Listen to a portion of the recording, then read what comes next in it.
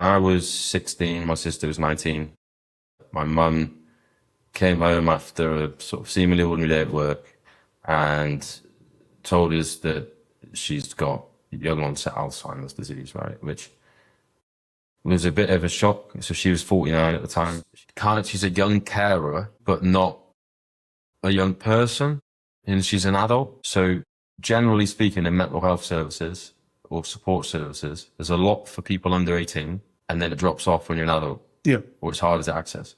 So, and most carer supports are tailored towards older carers. So like people who are caring for their partner with dementia who might be in their 60s or 70s, or I don't know. I think one of the easiest ones is how do you get those voices of people being affected by it involved in the conversations, because then it's informed rather than 5 years of assumptions that leads to something that no one in the real world would ever use.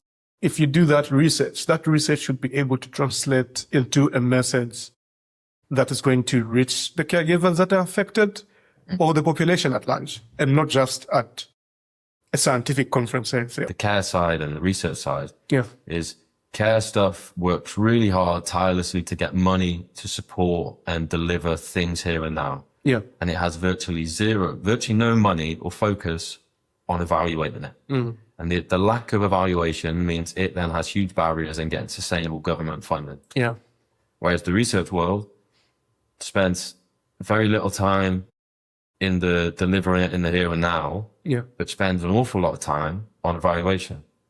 You know, so they're swimming in two different directions in a way, but they both need each other's knowledge and experience. Imagine being a 19-year-old carer, go into a carer support group, and then you're surrounded by people that might be going, oh, I just want it to end. I just want my loved one to pass. So, you know, these are hard things to talk about, but I think it really depends on the stage of the dementia. At the core of activism is people going, this affects us, or people like us, and it's unfair, we want to make a difference. We're asking you as leaders to make a difference that we think is this. How do you leverage the biggest voices in dementia? And at the moment, for me, these are the UK, they are the charities. The problem is with charities is they're incentivized to raise money for their own delivery of services. So they're often, there's bias, they rarely work together on a single message to change stigma or to change, you know, to activate the population or whatever.